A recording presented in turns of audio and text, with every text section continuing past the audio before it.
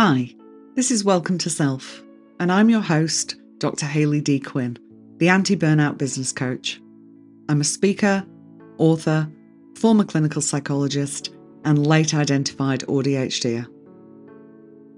Welcome to Self is a podcast for business owners like you who want success, but not at the cost of your well-being. This is about transforming self and transforming business. I'll be here to remind you that you're human first, and as well as being a business owner, you have different roles in your life that need your attention. And to manage those well, you need to take care of yourself in the best way possible. Here you'll learn about practices that'll help you navigate not just your business, but your non-work life as well. And you'll realise that you're not alone in the ways you struggle. You'll have your curiosity piqued on various topics as I chat with wonderful guests and bring you solo bite-sized episodes. I'm here for service-based business owners and entrepreneurs like you to help you increase your self-care and compassion, change your relationship with yourself and your business, and elevate your business to a new level so you can live the full and meaningful life you desire. This is a place of nourishment, growth, and helpful information. A place where you can learn ways to assist you and your business to thrive. We'll talk all things mindset, strategy, and well-being, and I'm so excited you're here. If you haven't already, go and hit subscribe so you don't miss an episode. So let's get started. Hi, and welcome to another episode. I hope you've been enjoying the guest episodes and also the reflective questions that have been in the solo bite-sized episodes as well. So today I want to talk to you about self-neglect, and I'm not talking about the sort of level of you no longer showering or eating or taking care of yourself in that way, although that might be something you're struggling with. I'm talking about those moments where you just lose sight of yourself. You're not doing the things that you know are going to be important for your well-being. You're putting everybody else's needs in front of your own. You're perhaps forgetting that you're human first. So some of the ways this might show up is in a little example like you're sending everyone else off for their day with their lunch. And when it comes to lunchtime for yourself, you're realizing that you actually forgot to make your own. This is something I hear quite frequently from people. We're so focused on taking care of the other that we forget to take care of ourselves in the meantime. One of the things you can try and practice with that is actually make your own lunch first. Pop it aside and then make other people's. Or if you're all having the same thing, make sure you add in enough serves so that one of them is for you. So many women, and particularly mothers that I speak to, end up just eating the scraps off their children's plate. That's no way to take care of your body. Another thing might be that you find yourself in a situation and it upsets you. It triggers something in you that brings up some difficult feelings, and you push them aside and ignore them or minimize them. What you can do for this is perhaps set aside maybe 10 minutes, not just before you go to bed. I don't think that's a great idea, but sometime in your day after the situation has happened, where you can actually spend some time just acknowledging how you felt in that. And if you need to do something more about it, maybe you need to talk to somebody or perhaps do some journaling, then you can do that.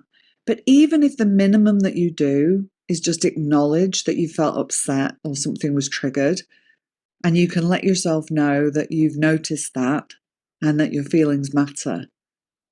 Now, I hear people say, I have 10 minutes to sit aside. I don't know that that's actually the truth, that you don't have 10 minutes. It can feel like you don't.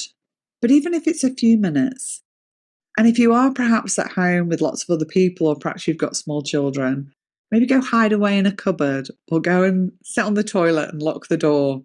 And yes, the children might still be talking to you through the door, but perhaps you can focus in on what it is you need to focus in that short period of time.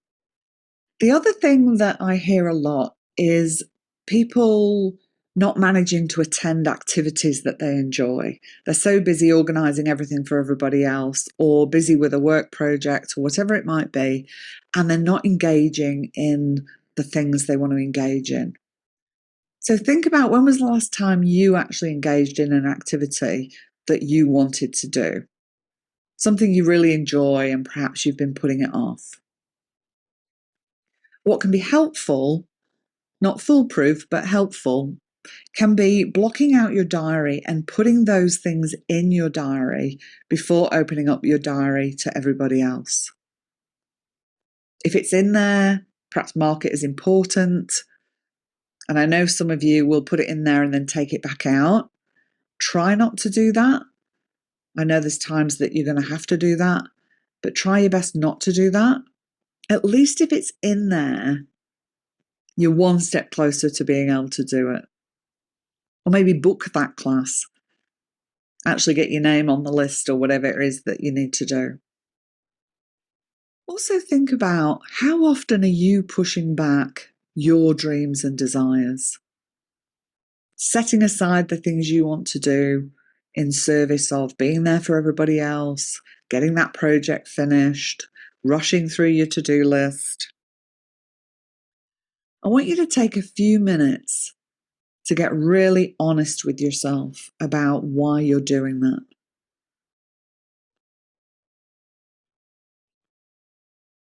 Why you're not treating your dreams and desires like they matter. Why you're not focusing on the things that you want in your life. And there can be multiple reasons for this. This is going to be unique to you.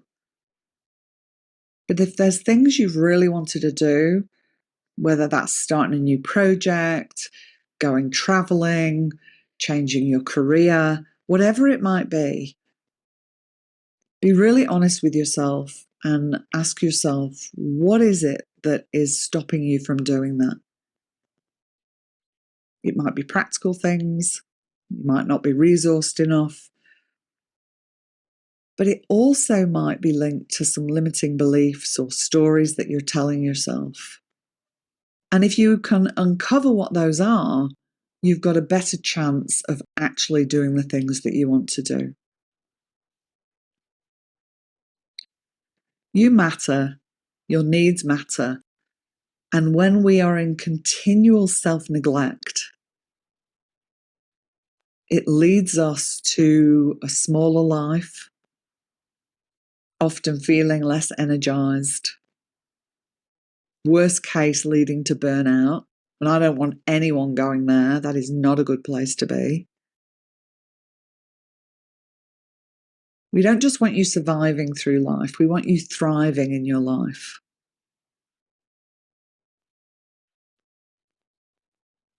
If you can tune into yourself, get to know yourself, really understand what it is you want, what's working for you in your life, what's not working for you,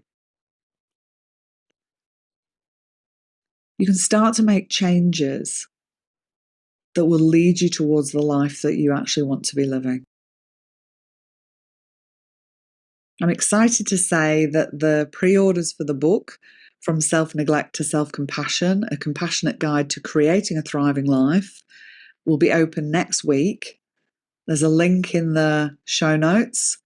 And I'm so excited to get this book into your hands because I know that it is going to help you make changes. I've had some beautiful feedback from some people who generously took time to read the book. And I really know it's going to be helpful. So I'm really excited about that. If you're on my mailing list, you will be getting some more emails about the release of the book. And there will be some sneak peeks and also some bonuses that I'll be offering to people who are on the book waitlist. I encourage you to check in with yourself on a regular basis. Remember that you are human first. Your needs matter. And to always go gently with yourself. We can offer ourselves compassion in everything that we do. And for me, that has been an absolute game changer.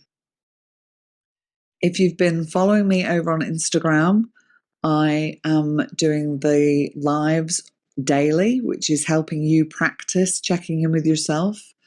They will be going until next week. And if you're enjoying those, it's something I might continue to do into the future as well. So feel free to let me know. We're nearly at the end of the season. We'll be bringing you some more episodes and some more reflective questions. I hope you're finding it helpful. In the meantime, go well and go gently with yourselves, and I'll see you next week. Thanks for sharing this time with me today. I hope it's been helpful and supportive. If there's been something in this episode that you have found helpful, I encourage you to share it with your business besties so they can benefit too. Shares, ratings and reviews really help to increase awareness and reach of the podcast, meaning more people can benefit from the information. I really appreciate you taking the time. If you'd like to know about the ways we can work together, check out my website at drhaleydquinn.com.